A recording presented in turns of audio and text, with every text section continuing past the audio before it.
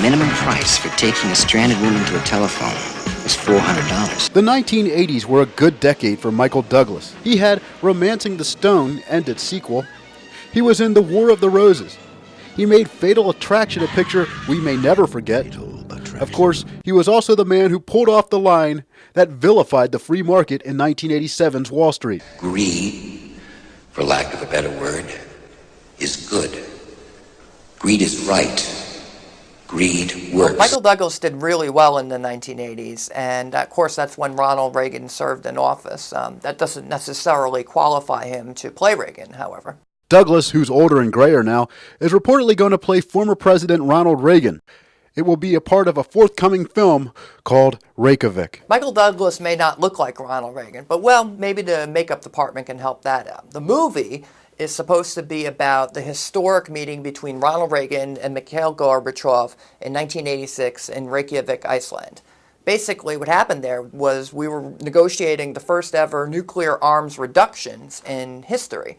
And at one point, Reagan and Gorbachev are agreeing in principle to eliminate all nuclear weapons. This is a critical moment in history. Most people don't really know too much about it. And what ends up happening is Gorbachev wants Reagan to get rid of Strategic Defense Initiative, and Reagan says no, and he leaves the meeting. In the past, popular actors such as Henry Fonda masterfully portrayed presidents. Now in a TV production, actress Sigourney Weaver portrays a character who bears similarities to First Lady turned Secretary of State Hillary Clinton in a positive light. Soon, filmgoers will see acting genius Daniel Day-Lewis portray former President Abraham Lincoln. Now, conservatives have fought negative portrayal in Hollywood.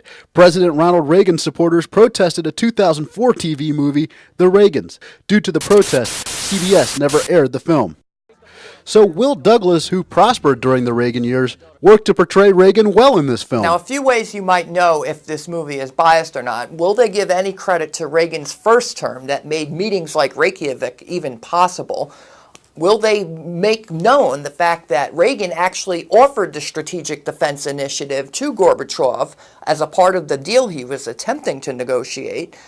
And finally, are they going to just trash Star Wars and make it out like this is some unviable program that never would have worked anyways, when we know now today it is viable and it can shoot down missiles? And let's not forget that Ronald Reagan himself had his own acting career. Someday when the team's up against it, breaks are beating the boys. Ask them to go in there with all they've got. Win just one for the Kipper.